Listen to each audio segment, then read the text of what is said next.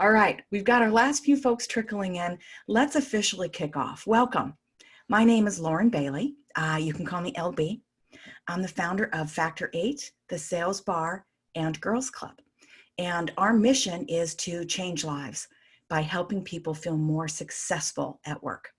We've been working for 20 years with folks who have been selling over the phone. Heck, when I first started, it was called telesales. Now it's been called virtual sales. And let's be honest, now it's just sales for everybody in the world. So we have some folks joining us today who have been traditional field sellers and others who have been rocking the phones or inside sales for years and years and years. And these are tips that everybody can use. All right, quick overview. Today is a sample platter. We're going to be showing kind of one layer deep on 7 or 8 of our most popular classes at Factor 8.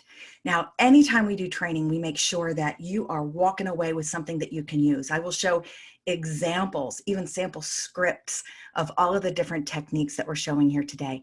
But do be clear, it's not necessarily deep training. There's still some heavy lifting to do. If you want to see your teams take this, grab it, really apply it, and see results. And of course, that's what we do in our virtual workshops at Factor 8 using the Sales Bar, our e-learning platform. We don't have time to do it today. I invite you to chat me throughout. If there's a skill you really wish we could learn more about, we'll get that on our agenda for our next webinar. Before we move on, you've heard me talk about Factor 8, provides inside sales and sales management skills, phone selling techniques and tips. The Sales Bar is our virtual platform, but I haven't yet mentioned Girls Club. The mission of Girls Club is to change the face of sales leadership by helping more women earn promotions into sales leadership. So you can check all of them out if you ever get bored during this and you want to multitask. So, all right, let's jump in and get started, everybody.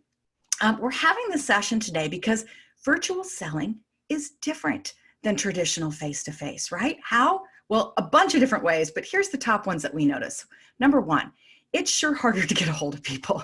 Wasn't it great when you could show up in an office and just grab the 5 or 6 people that you needed to talk to? It's also true that sales cycles take longer with more steps, and we'll dig into that a little bit later, but right, we might have to make 10 calls and meetings until something's closed, where you could do that in 1 or 2 face-to-face meetings in the past. It means our talk tracks have to be shortened, and of course we lose those influential and visual cues from when we're face-to-face with somebody. So how do we tackle this and make the most of our phones in virtual selling? Well, obviously, let's ask Billy Bean.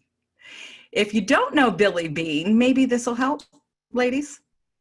This is from the movie Moneyball. And the whole idea behind Moneyball was the whole Oakland A's sort of underdog spirit. They had a limited budget. So how are they going to spend that on their talent? Well, they could get a pitcher. They could get a great closer. They could get an excellent hitter or first baseman. No, they spent all their money on players who could get to first base. Everybody thought he was crazy, right? Well, why? Because you can't get home if you can't get on first.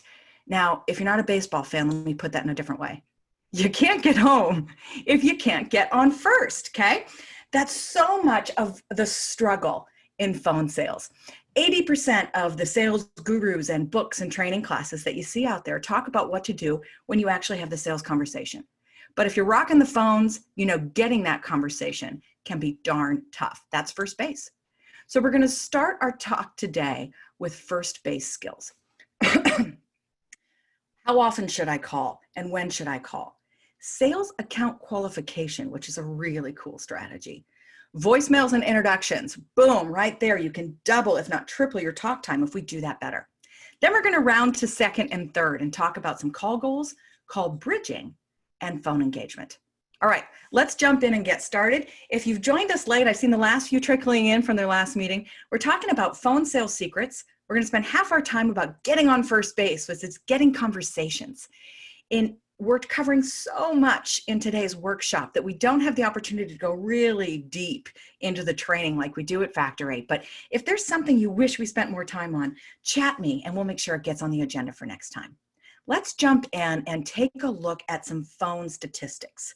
How many calls does it take to actually get a hold of somebody? If you try once, you're barely hitting 30%. And we know this on a day-to-day basis, right? How many people do you connect with when you're just making one call? Oh, it goes up at 2. It goes up again at 3. We're almost at 80%. And it took 4 calls for you to get a hold of 80% of your leads or contacts. Now, it takes 6 to get all the way to 90%. There is a law of diminishing returns between calls 4 and 6. So what I'm saying is getting to 75% at 3 seems like a minimum, doesn't it? Unfortunately, that's not how it usually works. Look how many of us give up after one attempt.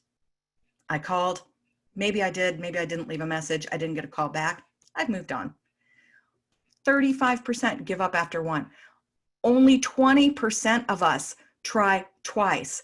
Whoa, at number 3 and number 4, we're way down around 10%. You want to stand out? Make the 4th, the 5th, and the 6th call. Only 5% of us are actually doing 6 attempts, you guys. Isn't that scary? I get it. I totally understand why. But if you're struggling to get a hold of people and have sales conversations, answer number 1, make more calls. Here's the scariest stat for my sales leaders out there. 30% of your accounts and contacts are never being reached at all. Not great ROI for the lead list. So more calls is definitely the answer. Don't give up, folks. So how often do I call each account? Like every single person in my book, am I calling them 6 times? I have to tell you, in reality, I don't recommend it. We recommend a call cadence based on sales account qualification. An A account, we'll talk about what that means in a second. You bet you give them 6+ calls, right? This is your highest potential. Space that out over a few weeks and pound it, my friend, 6+ calls. It goes down a little bit for our B and our C. If you've got a D account or lead, just remove it, right? Not worth your time. Sort and attack your accounts or leads based on their sales qualification potential. A little bit more about that, okay? I can't tell you how often I've gone in to work with sales teams and I say, how do you decide who to call? Well, I start at the A's and I work my way down to the Z's. Oh, now not only is that maddening for a sales leader who spent lots of money on leads or accounts and developing this business, but it's maddening for us reps too, isn't it? Like we're just going through the motions, man. Call, nothing, call, nothing, call, voicemail, call, and it's just, it becomes a drag and a routine. So you want to have more fun with this and get excited about it. Let's qualify them. Now, this isn't marketing qualification that says these are hot, right? Because they're interested. Sales account qualification is about your potential to hit your goal. If you manage a book of accounts and you have a growth goal, your top 10 buyers might not be A accounts. Why? Because you've got most of their wallet share. There isn't more account growth potential. If this is straight up revenue, your A account is looking for somebody who's got the most potential to buy big, buy often, right? So one of the ways to look at this is your ideal customer profile. Your A accounts are your ideal customer profiles, or they have the most opportunity for you to hit goal.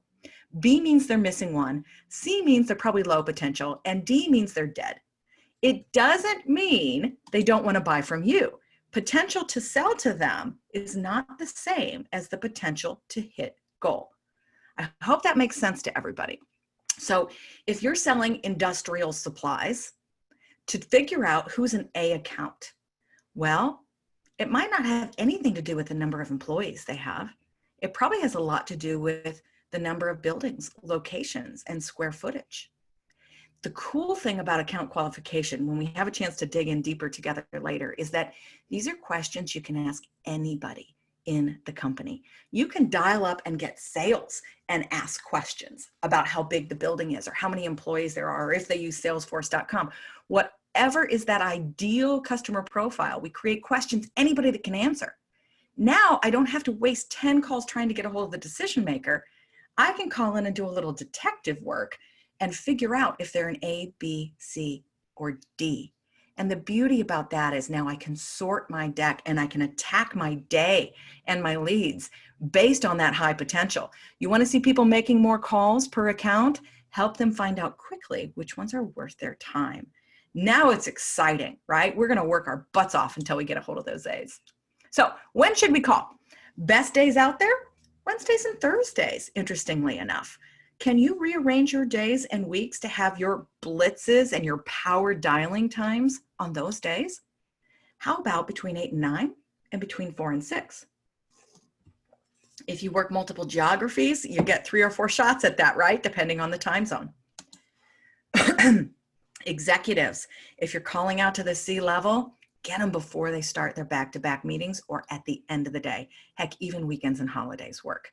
People are actually answering their phones more during virtual work from home than they were in the past. So that's a positive thing for us.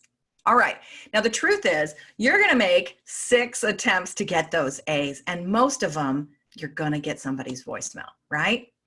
The sad news is most of us, 80% of us, aren't leaving voicemails. The sadder news is only about 3% are being returned. Why? I'd say because 80% of us leave sucky voicemails. So harsh but true. If you leave a message that says, oh, you don't have to call me back, but, right? All they're thinking is, great, I didn't plan on it. Here's 2 more harsh but true facts about voicemails. Number 1, no one ever called you back if you don't leave one. Number 2, no one ever bought anything over voicemail. This is important. What's the real goal of a voicemail, and why should you care? Well, number 1, obviously, it's to produce the callback. The voicemail is sort of like the resume, right? The resume gets you the interview. The voicemail gives you the chance to sell to them, right? We want to target our voicemails to produce that callback. If you're currently getting 0 returned voicemails, but you could get 2 a day, that's 10 more sales conversations this week. Guys, that's like adding an extra day of the week. Voicemail is back. Do it, use it, be different, but do it better. And we'll talk about how in a second. The second goal of voicemail, folks, is branding. Marketing will tell you, it used to be 8 touches to get somebody ready to buy. I think the new number is like 29. It's a lot of noise out there, okay? Every time you leave a voicemail, you're leaving a positive brand impression for your company. Even more, you're leaving a positive impression about you, okay? So that when you finally do get a hold of that decision maker, they recognize your name, they recognize your company, and they feel just a little bit guilty that they never bothered to call you back. I can tell you that's worked for me, and it's worked on me. I had somebody trying to sell me box seats to the Phoenix Suns for, this guy tried for like 2 or 3 straight months. And folks, I hate basketball. There was no way I was going to buy these seats. And I never returned his call. And each time, his name was Sean, so nice, so professional. Like by his 6th message, he should have been like, lady, call me back. You're so rude. Like, of course, that's how he was feeling, but he never did. And when I finally accidentally answered the phone and it was him, he felt like an old friend. And I felt guilty that I was rude. And I was impressed by him and his positive attitude. And he didn't sell me seats, but he did leave an opening for box seats for concerts. All right. So if you don't leave a message, it's like leaving an empty billboard. Okay. You made the dial, you went through the effort. If you want it to count as a touch, leave a voicemail. So let's talk about doing it well. I know we're just brushing the surface, but here's where you can get some notes and even some sample messages in a moment, okay? A great voicemail is very short. It needs to be extremely easy, not just to understand anymore, but to read, right? I'm sure we all have funny voicemail transcription fails, almost like text fails. Folks will scan it and decide if they're going to listen to it and then decide if they're going to call back. We need to be upbeat and positive, but the key here is we need to leave them wanting more. Why? So they call. How do we do that? We've seen the highest success with 4 types of voicemails. Pick one, try it, keep trying it. I'm telling you, you will triple the number of callbacks. A lever is information you have on that company that says, I'm not cold. You know who I am. I have an in. Mystery, just what it sounds like. Urgency is something that's time-based. Or value, something that will perk their ear that's valuable to them. We call it a swift voicemail, and I'll explain that to you in a moment. Let's look at an example of each. A lever. Bob, LB calling with Factor 8. I work with David on your team. Please call me at. And we leave our number twice, right? Again, I'm at. We're not saying the why. We're not telling them what we're trying to sell. We sure as hell aren't leaving our value prop. We're just saying, you know me through David. Call me back. Okay? We left them wanting more. Mystery always leaves them wanting more. Bob, LB with Factor 8. I'm at this number. Again, this number. Who's LB again? What am I supposed to do? What's this about? I'm actually going to call back and find out. It works, folks. Here's an example of urgency. Bob, LB calling quickly with Factor 8. I'm trying like crazy to reach you by the end of the day. Please call me at this number. Again, LB trying to get you before the expiration, before it runs out, before it's too late, whatever that might be, okay? Call me back quick, please, at, and here's my number. It works. And then the last one is about value. We're going to go over values in just a second, but here's an example. Bob, LB with Factor 8 at, here's my number. I'm calling with a way to help boost revenue this quarter. Call me back at, here's my number. Can't wait to chat with you. Okay, the value there was boost revenue. I'm not telling you how. I'm not doing a value prop. I'm not doing multiple values. A tiny little nugget of value. So what is valuable? What do business people care about? Well, let's take a look at the list. I've trained this to thousands of sellers in 35 countries. And I will tell you that everything you think people value boils down into one of these 6 plus a lever. I did add one about 3 years ago as people are trying to bust the system. It's a lot of fun to do together. But here's what it boils down to. Number 1, people care about time, right? It's saving time. It's getting more time back, whatever, taking less time. The second one is money. That could be saving money, making money, profit margins, ROI. The third one is ease. Hey, I'm here to make it faster, better, easier. I'll tell you what, as a working mother, especially during COVID, number 3, ease, hallelujah. That's my number 1 right now. Number 4 is about looking good, reputation, okay? I'm here to make sure that you're the hero at work. 5 is power. Power and control go hand in hand. This works really well with folks in purchasing, right? And folks at the top of organizations. I'm here to help you get control over. I'm calling to see if I can help you get visibility into, okay? There's a million different examples for each one of these, and the key is writing one for you and your top value. You don't have to get it perfectly correct. It's just a nugget. Number 6 is risk. Who cares about being protected from risk? Legal teams, CFOs, HR. I'm here to make sure you're protected from, or to mitigate some risk about, or help you avoid some of the consequences of. All of that's about risk. And then of course, our last one that works like a charm every time is the lever. The lever, like we said, is that little bit of information you have that shows you're okay. You're a known entity. The best lever in the world is a name at their company. If you don't have that, it can be a name at your company, a name you mutually know, a business name, account history, account information. If you can find a lever, use it. It's powerful, okay?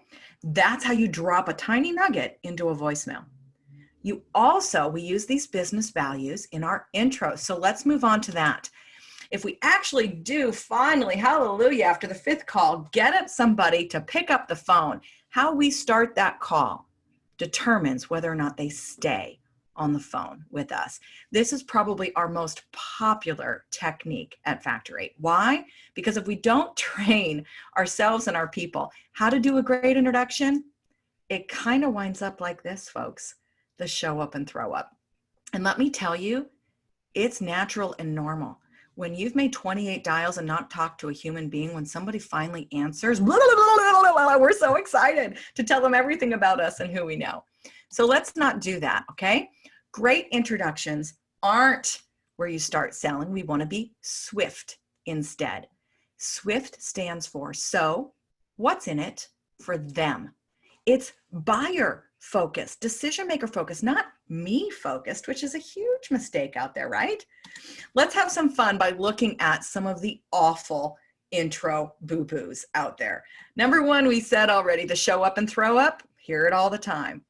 Number two is the yeah, it's my value prop. 3, get out of jail. 4, the good for you intro, the setup, and the toucher. I'll show you each one of these because it's fun to laugh at ourselves. This is your show up and throw up, right? This is literally, I've heard this voicemail, right? I'm giving way too much random information. Oh, I'm covering the technology sector. It's a new division. We're segmenting it. This is like 10 lines long.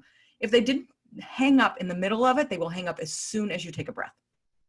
Let's stop that. Yeah, it's my value prop. Okay, we all did a great job learning our value props or our elevator pitches, but the intro is not the time to do it. Why? It screams sales call, folks. Nobody wants to be sold to. Cut it out. I love this one, the get out of sales call jail free card. Well, that was a mouthful, but it's like this. Hi, this is Lauren with Factor 8. Are you the person in charge of making decisions for the training of your people? Now, who in their right mind would say yes to that? What an easy way to get out of a sales call. Nope, not me. Bye. Let's not do it, but I've heard it so often. This one cracks me up too. Drives me a little crazy. Hi, it's Lauren calling. I'm just calling to introduce myself as your new account rep. Folks, if you can't add value, don't waste my time, right? Good for you. Congratulations on the new position. I'm getting off the phone now. I love this one too. We used to hear this a lot, and you will hear it with young, eager reps. Okay, the setup. Hey, I'm here to make sure that all of your reps hit goal in the first 3 months. Would that be of value to you? It's just, I feel so led by the nose that I can't wait to spike that ball back down in your face and say, no, actually, it wouldn't be. Go away. Now, all of these are kind of funny. I'm sure some of us are nodding and laughing at ourselves and our teammates right now because we do these, but I bet you've heard this one, every single person on the call. Hi, it's Lauren. I'm just calling to touch base. Don't touch my base. Don't touch anything. Again, if you can't add value, don't bother to make the call, okay? So let's look at a great introduction. Folks, they're under 10 seconds. In fact, shorter is better. The whole goal of the introduction is to get them talking fast. And we have to quickly answer, who are you? What do you want? And why should they give a damn? Okay, and we've got 10 seconds to do it and then get them talking. Why? Because they didn't mean to answer your call. I know, they're not all sitting around waiting for us to call. Isn't that sad? But true. Let's be honest, they're busy. They're doing email over here on their other screen. They pick up their phone accidentally because they think it's their kid home from college, and they hear you and they're not quite processing. Well, that's not Becky. What, huh? They just, all they're doing is waiting to get you off the phone, okay? But if we can get them perked to look up a little bit and then talking, they can't keep doing email anymore, can they? That's the whole goal. So let's look at how we do it. What is the swift intro? We start with their name. Why? Because people love to hear it. Then we say our name and company as quickly as possible. They're not listening, okay? Don't be Lauren Bailey Shar with the Eastern Division of the Hewlett-Packard Company, right? BLB with HP. Now comes the nugget, the lever or the swift purpose statement, the what's in it for them. All that is an ear perk. We'll look at that in a second. Then we end with what we call swift questions, okay? So an ear perk is that swift intro, that swift statement, that value that perks their ear. And look at this, it's the same list, okay? It could be time, money, ease, reputation, power, risk, or a lever. It is one sentence. It barely needs to be accurate. They're not listening anyway. All it does is perk their ear a little bit with something they care about so that they will stop doing email and start to listen a little bit. Then we're going to throw a question at them. Here's what it looks like. Mr. Customer, it's Lauren calling from Factor 8. Mark in legal asked me to give you a call. That's the lever, that quickly. Here's the value. Mr. Customer, Lauren calling with Factor 8. I'm calling to see if we can help you kick up the ROI on your training investment. Done. ROI, I picked money. I'm calling to see if I can get your reps up to speed faster. I'm calling to see if I can make onboarding a little easier for you. Okay, I just did time, I just did money, I just did ease. Pick one that your product often provides and make it short. Because the real kicker comes now with a swift question. Now, I know that we've been training people all the time to ask open questions in sales, and do it all day long. Just don't do it in the intro. A closed question gets them talking. It needs to be a rote answer question. It needs to have a 1 to 5 word answer. Yes, no works great. Your qualification questions could work great here too. The trick is not to make it so silly you could have learned it on LinkedIn. Let me show you an example. Mark, LB here with Factor 8. Your VP of Sales asked me to give you a call, and I promised him that I would. Lever. Have you worked with David for a while now? Are you running inside or field sales for him? How many reps on your team? As you get good and confident with this, folks, you can get 3 or 4 questions out and answered qualification questions before they say, I'm sorry, who are you with again? Now, drop the value prop. They're listening. Now you do your elevator pitch and then start to move into explore. But what this did was got them perked up, listening and talking. Sure, it was on accident, right? But when you get those fast, easy questions that they can't help but answer, now you're in a sales conversation. Baby, you are on first base, and that's what we're going for. All right, so let's talk now about how we round into second base, right? We can't get home if we don't get on first. Let's look at some goals for the rest of the call. We're going to talk about call goals. Now, call goals are critical, especially for account managers who are trying to land and expand. But it's also critical for us who are calling into new leads, right? Or even semi-cold or warm leads, or if we're used to field selling. We have a very limited amount of time to accomplish what we need to on a call. So let's set them smart. Interesting statistic here. 57% of prospects and customers feel that their sales teams are not prepared for the meeting. So there's a great reason to set a goal for the call, okay? Call preparation, the goal is one thing. Does anybody else out there old enough to remember City Slickers and Curly? It's just one thing. What's the one thing you want to learn? What's the one thing you want them to know? And then what's the one thing you want them to do at the end of the call? It's a commitment from them that you're trying to close. It's another really fun class we have called Closing for Commitment. And it helps get deals moving faster by getting your prospect to commit to something at the end of every one of your touches. We don't have time to go into it today, but it's a fabulous technique that works. All right. Another reason we want to talk about call goals is that when you're in phone sales, if you don't have an appointment set and you get somebody on the call for 3.5 minutes, ladies and gentlemen, that's a win.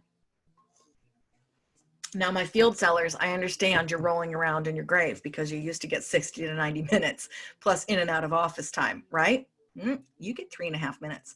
So we need to shorten our goals, okay? I jokingly say that the typical sales goal, right, when we used to be able to be face-to-face was you meet, you sell, you dominate. But when you're doing this virtually, our goals look more like this: baby steps to get everything done. So when that's the case, how do you make sure you get the next call? You do it with call bridging. Call bridging is how you give yourself permission to have the next call. When it goes really well, you talk about the date and the time before you end this call. Go for that on every single call. When you get it, you must send a calendar invite. Include the dial-in information. I can't tell you how many reps set meetings with me and it just says, hey, Lauren and Brett are going to talk. And then there's nowhere to dial, which is fabulous because it's a get out of jail free card for me. I'm not going to go check email and try to hunt down how we're going to talk to each other. I just got a half an hour back in my day, right? So make sure it's all nailed down before you leave that call. And then when you're really good, you're going to close for a commitment at the end of it. Let's show you an example. Hey, I know that you've got to run. Can we finish this next week? Is Tuesday afternoon open for you? Could I send an invite for 1 p.m.? As soon as you start talking about dates and times, our natural human reaction is to open our calendars and look, okay? Even if they're actually going to end by blowing you off, they're going to open their calendars and look. You're close. okay? Even if you don't get a commitment to, yes, I'll take that meeting at 1 p.m., if you send the calendar invite, did you know that it shows up on their calendar anyway? Did you know that at 1 o'clock on Tuesday, they're going to be feeling just a little bit guilty about not taking that call? So the odds of them showing up are about 10x when you do it. Now, here's what the commitment looks like. Hey, would you bring those stats we talked about on what percentage your team is actually using Salesforce.com? Or could you bring a little bit more information about your number of locations? Could you ask a couple people in the office how they're liking their experience with blah, blah, blah, blah, blah? You're giving them a homework assignment. Now, will they do it? 40, 50% chance that they do. But you ask anyway. Number one, there's that guilt again. But number two, it's the mind share, okay? They are thinking about you between this meeting and next meeting. Even if they're just thinking about the fact they're not doing what you asked them to do, they're thinking about you. And that's how in phone sales, we make sure that we're not always starting in our own end zone. Sorry for another sports analogy, right? But when we have multiple calls, it's like we always have to run a running play, right? I'm getting 10 yards at a time, moving my way down the field. Well, when you get a commitment, it's like getting that first down so that you know you're starting at the 10-yard line, the 20-yard line, the 30-yard line. When we don't get that commitment, the next time we call in, they may or may not even remember us after a 3-minute call, right? Whoops, I'm starting back in my own end zone again. So getting the commitment's like getting the first down. All right, now, when we do get them on the call, how do we make it even better? This is a second, third, fourth base skill, okay? Engagement. This is what we want our customers to feel like, isn't it? All through the sales process. Woohoo, I'm excited, I'm leaning in, okay? If you are a BDR, SDR, and you're doing that tip of the sword first call, it's cold. At best, it's a little bit warm. This is your number one goal. Now, when I talk to BDRs and SDRs around the world and I ask them, what's the goal of your call? They'll tell me, well, it's to make an appointment. And I'll share with them that I think they're wrong. The goal of the call is not the appointment or the sale. The goal of the call is engagement, guys. And if we get engagement, then the result is the sale, the appointment, the demo, whatever that may be. It's a mindset shift, and it's an important one, especially for my BDR, SDRs out there. When we finally get people to talk to us, they get through the introduction, we talk to them for a second. I got to tell you, most of these folks immediately go for the close. Oh my God, somebody talked to me. Let's book an appointment with my AE, right? With my CEO, whatever it may be. You haven't earned the right for that yet. This person is nowhere near engaged. They have no idea who you are. You're damn lucky if they say yes, right? Either they have nothing else better to do. They can't bother to say no, that right? They won't show up anyway, or the 1 in a million and you found somebody who was waiting for your call because they needed this solution. Let's focus instead on getting them engaged. Let's focus instead on getting them excited, okay? And if we can do that, the result will be the close, the next meeting, whatever the case may be. So here's a question for you. What % of people trust salespeople?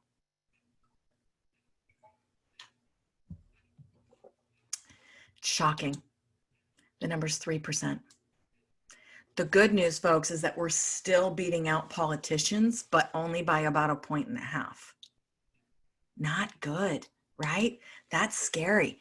And it's important because 53% of their loyalty to us is focused on you and your team. It's not your product. It's not your service. It's not your price. All of those are tiny in comparison to their experience with our sales reps. That's one more reason to make sure that we don't sound like this on the phones, especially when we have young sellers or folks who aren't used to selling on the phones. Maybe even we're giving our people scripts to read to make sure they know what to say. You sound like this guy when you're reading a script. We have to go out of our way to just stand out. At Factor 8, we teach a class called Engaging Prospects, and we use this Engageometer. We talk about level 1, 2, 3, and 4 and what it sounds like. In fact, we start playing calls and we let reps listen to this. What a fun activity for you to do with your teams. Play 10 calls and have everybody guess. What did they sound like? Level 1. Well, level 1 is they got the heck off the phone, maybe even hung up, right? They were barely present. Level 4 is when they're cheering, they're leaning in, they're excited, okay? Listen for and start writing down, what are the cues? How can you tell when somebody's a level 1, 2, 3, and 4? And from there, we can start to extrapolate what we do to make that difference. How do we get people engaged? I'll give you just a few surface level tips here on how we do that next. But before we do, it's important that we introduce secret level 5. Now, we've all had 1 or 2 of these calls in our lives, right? Secret level 5, what do those people do? Oh man, they invite more people to the next meeting. They go out and research everything on your website before the next meeting. They're writing testimonials for you. They're giving referrals for you, right? The people who are pumped and part of this, they're asking questions. They couldn't be more engaged. Find a couple of those examples and make sure that every time you pick up the phone, you're aiming for secret level 5, right? It's like aiming for the stars and landing at the moon. It's a hell of a lot better than going through the motions and sounding like that bored rep, consistently getting level 1, level 2 calls. When we make ourselves aware of it and we rate each call, you'll watch the call quality and customer engagement go up. And we know that's the trick. When people are engaged with us and they have a great experience, they're more loyal, they trust their rep more, they buy more quickly and stay with us. So how do we do it? Well, here's my favorite way. Ladies and gentlemen, let your freak flag fly, okay? As quickly as possible, get silly, get funny, get different, get loud. Get your freak flag on. I had a rep say one time that when he would say, how are you? And they would ask it back, he'd be like, you know what? It's great. It's Costume Friday and I'm wearing an Easter Bunny costume. Now this kid was bizarre enough that he did it, or brilliant enough that he did it. But if somebody said that to you, boom, you're shocked. It's a pattern interrupt, isn't it? Holy crap, that's very interesting. I've talked to a girl who prefers OJ in her cereal. Lead with that. Like your French bulldog better than your husband? Put it out there, folks. Be different. Be real. Leaders, we hire reps based on their personality and then we hide them behind script masks. Get done with that, especially now when we're all so bored and tired of the slog day to day to day without having any fun in our lives. Let's have some fun out there. Encourage people to be a little bit crazy and just see if your talk time doesn't go up. Here's a few more ways to add value to build engagement. Number 1, if you and your teams are still working on trying to be a bit more empathetic, if you're selling into a region that was really hard hit with COVID, the worst thing you can do is the rote empathy. Hi, are you fine? Hi, Lauren, I trust you're fine. I'm contacting you to let you know about da-da-da-da-da. Hi, Lauren, how's your family and business doing? I'm contacting you to let you know about, right? It's like rote empathy pitch, and it's crap. If you're really working on empathy, don't move on until you go to 3 levels. You ask about their business, you ask about their customers, and you ask about them personally, right? How has this impacted your business? What are you seeing with most of your customers? Are you also facing homeschooling? Do you have a lot more family members at home? Is work from home new to you? Ask 3 levels of questions, maybe even a few follow-up questions here, folks. Like, let's actually get authentically interested in people's lives and their businesses. Let's not let that human touch leave. Okay, so that's step number 1. Here's another great thing you can do to build value, right? Especially if you're having trouble with people buying right now. You can add value by cross-pollinating customer stories. If you're the one out there talking to hundreds of different businesses and maybe 10s or 20s of different industries, what are you hearing? What are the challenges? Who's on their way back to the office? Whose businesses are trending up and trending down? You, my friend, are a consultant. You are helping people get out of their box and their myopic world.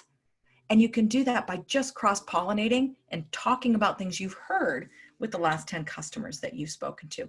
Easy, fast, and highly valuable. The next thing I'm going to recommend to you guys is asking business questions. Doesn't have to be sales questions.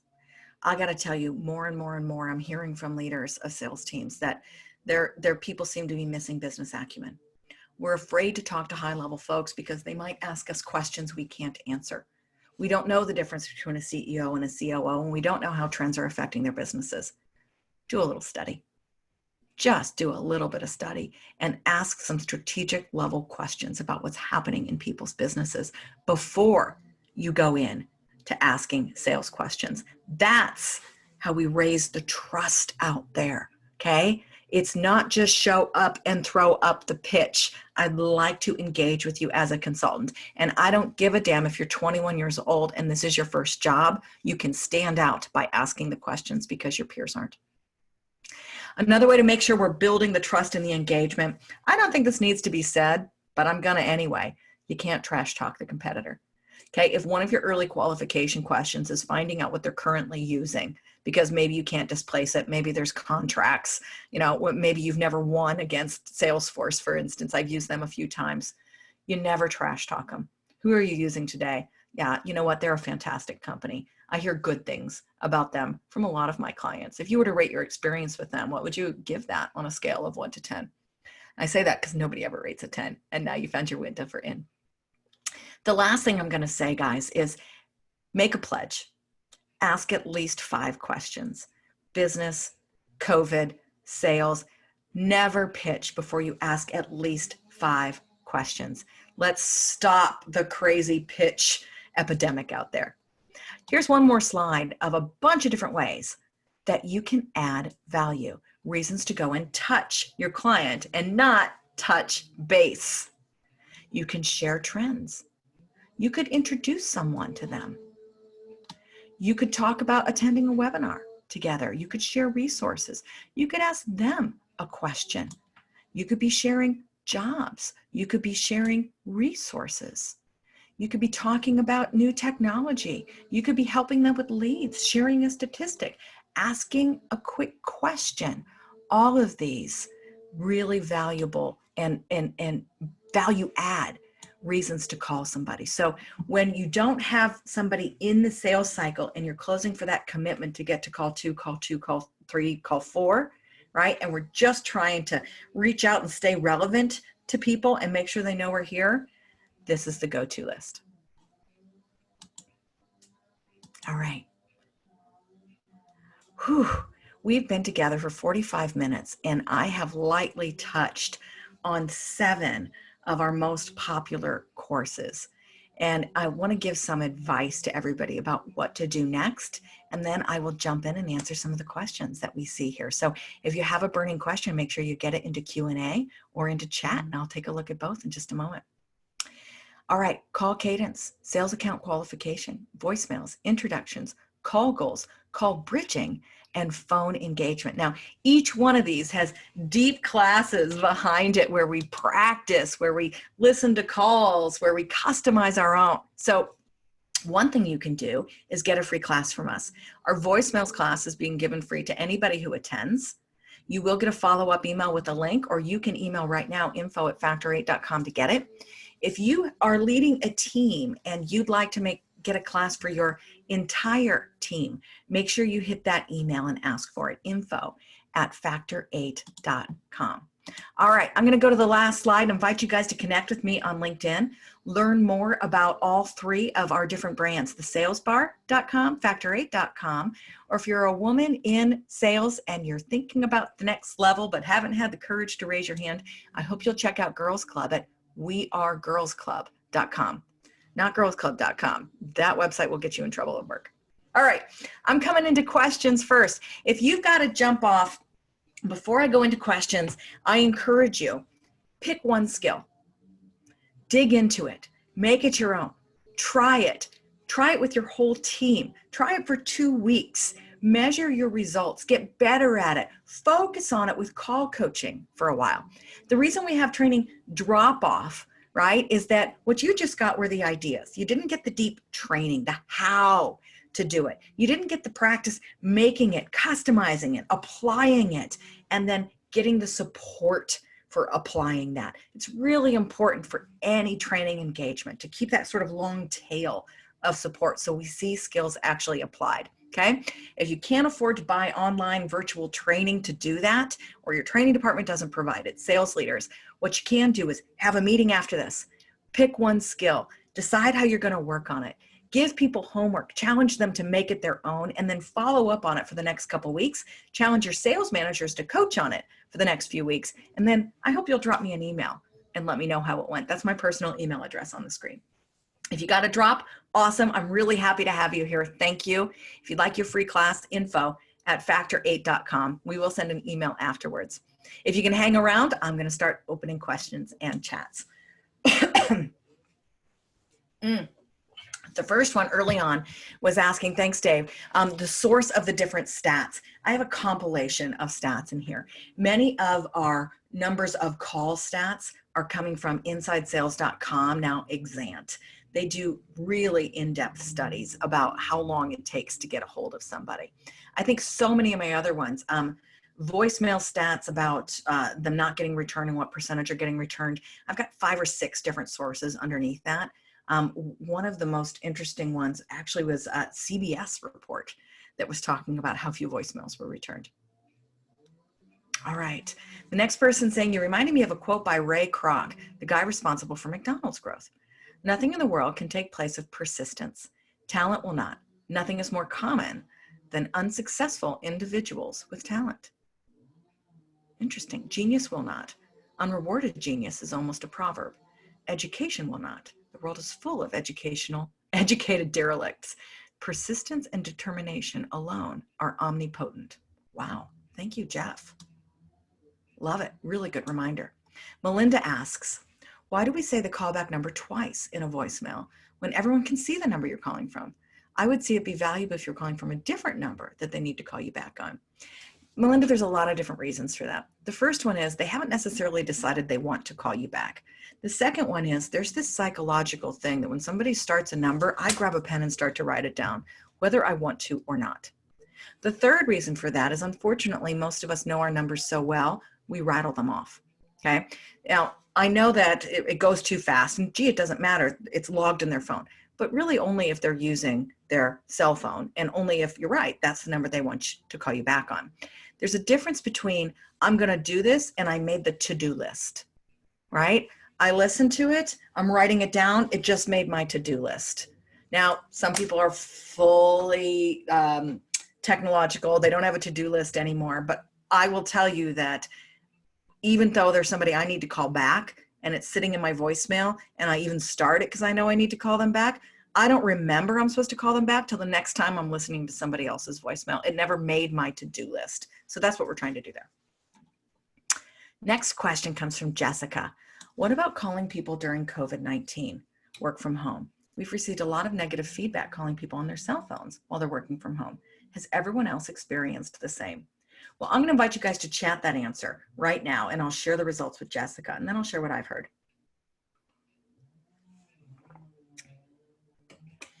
I've got good friends at Connect and Sell. And Connect and Sell, again, they study hundreds of thousands of dials and connects. And they're telling me that connects are actually up. People are answering their phones more. And most of us are having things forwarded to our own personal cell phones. So today in COVID work from home, the cell phone is the desk phone for the vast majority of us, and it's simply expected as normal. So that's the feedback I've heard. I'm going to look and see if I'm seeing anything different in chat that I can tell you. Nope, I'm not seeing that. Nope, haven't seen that. So that's as good as we're going to get today. Jessica, go for it. How else are you going to get a hold of them right now? Right? You can ask very nicely, is there a better number that you'd like me to use in future? I'm terribly sorry. This is the number that I have in my records. Are you using a different phone right now? Right? You can even get personal and say, gosh, I get it. I use my personal cell phone now for business as well. And sometimes it can be frustrating. How long have you been working from home? Like, so get empathetic and then pivot, girl, right? Any plans to get back in the office? Is your phone just blowing up right now? Get them to engage with you and move right past that. It's really an early dismissal. Gail wants to know, how do you get through the gatekeeper? I'm going to keep that for the list of what we talk about next time. There's fewer and fewer gatekeepers now that we're not in the office. And I think that's actually bad news, because we don't teach to just get through the gatekeeper. We teach to use the gatekeeper. The gatekeeper is somebody you can use to qualify that account. She knows how many employees are there. She knows how many systems are in use. She knows how big the facility is. She knows how many nights people travel per year. Whatever it is you need to know for your ideal customer profile, the gatekeeper holds the answer. She also has lots of contacts at her disposal. So one of the things we hear a lot on lead lists is, well, I called and that person isn't there anymore, so I chucked the lead. Nah, you got to go capture a new contact, and gatekeepers are great for that. But thank you very much. I'll keep that in the list for what we can talk about more. Anonymous attendee says, hi, Lauren, is it okay to feel like company is giving me their own data sometime, and it feels like I'm not being open on the call? I'm sorry, Anonymous, I don't understand that. I got to skip that one. I tried again, can't get there. Mike wants to know if we're going to be sending out the recording with the slide deck and notes. We are sending out the recording. We're not sending out the slide deck, but there will be a link where you can watch it and get the free class. Stephanie, what is the success rate using this process compared to others? And what are your recommendations when someone pushes back or says that your outreach, email, voicemail, etc., is too much and inappropriate, trying to salvage the future potential in a sale? So I think you're talking about the call cadence a little bit, right? What's the success rate in using this process compared to others? And what are your recommendations when they're pushing back or saying it's too much? Well, it can happen. It's the exception, not the rule, Stephanie, because most of us aren't pushing hard enough to actually get a hold of somebody. If somebody says, hey, you've called me a gazillion times, cut it out already.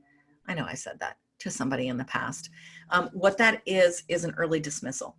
And what you want to do is quickly lower defenses, get on their side, and see if you can pivot into the conversation. It's almost like a 3-point turn. And of course, sometimes when I have to do a 3-point turn, it's a 27-point turn where we want to redirect them in a new place. So if you say to me, hey, you're driving me crazy, you just called too many times, then I would say, I'm sincerely sorry for that. I was really excited to talk to you, and my purpose was not to drive you crazy. Has your phone just been ringing off the hook? So I'm asking them an easy question that's slightly related to get them to talk. Again, that's the goal. When they answer me, now we're in a conversation, whether they want to be or not. That's pivot number one. Yes, my phone is going crazy these days. A lot of sales calls, or has business just been spiking for you lately? No, I feel like my number must have gotten on some sort of list that people bought, and everybody and their brother is calling me right now. Oh God, that's interesting. What kinds of calls? I wonder if that's even how I got your number. What kinds of vendors are calling you these days? Oh, well, people are trying to sell me phone system and email systems and da-da-da-da. Are you in the market for a phone system even? So I'm being friendly. I'm on your side, right? Well, yeah, I am in the market, but I've already da-da-da-da-da. Well, that's fascinating, because you know what? That is exactly what we do as well. Can you tell me more about what you're looking for? And if I'm not the right fit, I promise to find out with you in 30 seconds or less and never call you again. I really want to make sure this is worth your time. So I'm being human, and I'm pivoting past that early dismissal. All right, that is the end of my questions. I'm coming over to chat. We've got 5 minutes left. 5 minutes left. I love seeing all the thank yous. That's great. Thank you for that. Here's one from Maria Peterson. What are your thoughts on how many times to try and call before you leave that voicemail? We've found some success with calling once, then immediately calling a second time if they don't answer the first time. Then if they don't answer, we wait, and later that day, we call them again. We leave a voicemail on the second or third try. What are your thoughts here? Well, when I've got an A account, I'm with you, Melissa. Damn it, Maria. Sorry about that. There was a Melissa, honestly, just below you. So when I've got an A account, I'll hit them hard, right? I'll try and it goes to voicemail. I'll try right back. To me, like most of us as humans see that as, oh, there's some sort of emergency. My kids are somewhere and they've dialed me right back. That one does annoy me. I kind of go over to the other comment we were having of when somebody says, why are you calling me back so many times? I can't tell you how many times I say that to my own dad. Is something on fire? Just leave a voicemail. I will call you back. Okay. If it's an A account and I've got some urgency, I can see that. I would try them several times during the day. I wouldn't leave a voicemail every single time. That is for my A super hot accounts. I think that it does borderline into a little bit annoying. If you're calling twice during a day, don't leave a voicemail both times. I would say leave a voicemail each day.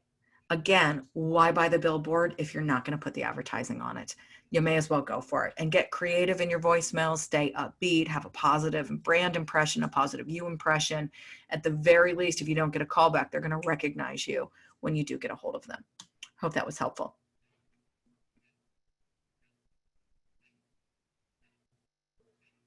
I'm not seeing another one. Top, I've got a new one coming in. I'll grab that. All right, Malek shared, hi, Lauren, this is his intro. We actually don't know each other. Do you have a second? That's his go-to intro, and it works a high percentage of the time. Fascinating. So one of the reasons I think that works, Malek, is that it's a pattern interrupt, right? It's not something people normally say. Hi, we don't know each other. Do you have a sec? Sure. Right, you caught me off guard. I'm going to probably pretty quickly shut you down. So I hope you're ready with your early dismissals and you don't launch right into the sales pitch. But I would say that that's why it's working. The same way we perked their ear with some sort of value or a lever, you're perking their ear with something they haven't heard before. Here's another example like that, Malik, that I've seen work really well, right? Hey, this is LB with Factor 8. Here's my quick value and my swift intro. But now I'm going to end it with, do you have 14 and a half seconds for me to tell you why I called? Now, nobody uses that number. A quick second, they use a lot. 30 seconds, a minute, we hear a lot, but we don't hear random numbers. And that it's a startling factor. It gets people to stop doing email and salute your freak flag a little bit. And there's nothing wrong with that. Okay, everybody, I'm going to go check our last chat and question. Oh, I've got one last one. Here we go. Thanks, Jim. Good to see you too. Thank you. This says, can you explain a little bit more about asking 5 questions before my value prop and why we do that? Thanks for the question, Bill. We do that so that we don't sound like every other rep out there who is showing up and throwing up and just pitching all over somebody, that premature pitch. The goal of the call is engagement, a little bit of interest, a decent conversation before we pitch. Right? Isn't our job as salespeople to find out if our solution matches their situation? And if so, we start to sell them something? Let's find out before we pitch at them. What's in it for you when you do that, Bill, is that people may actually be listening to you. They may trust you a little more, right? And you're going to have a much better shot at actually pitching the right kind of product, instead of just straight up pitching the standard when they needed the standard plus, the standard to the left, the standard to the right. Maybe they need nothing that you're even thinking about right now, okay? But when you just show up and pitch, their natural inclination is to say no, and you don't know if you're pitching the right fit or not. I think that's why people don't trust salespeople. Everybody got a hold of, it's like, I'm gonna spray and pray, right? And just see what hits. Hey, if you get a hold of them, how about being a human first and a consultant and asking some questions, and then we can target or laser sniper some of our approaches and our pitches. Hope that's helpful. I want to thank everybody for joining me today. Again, you've got our web addresses on if you'd like to learn more about Factor 8. If you'd like to go deeper into some of these classes with some really good virtual self-paced and live training with our experts to help you take these techniques, make them your own, and see the results, there's our website, factor8.com. Our e-learning platform is called the Sales Bar. We have a ton of fun. We get a little bit punny with learning shots and happy hours and all that good stuff. We'd love to see you there. And if you know of a woman in sales who'd be a great leader someday, I hope you'll go and encourage her and send her to wearegirlsclub.com. It's been a pleasure. I hope you'll connect with me on LinkedIn, and we'll see you next time.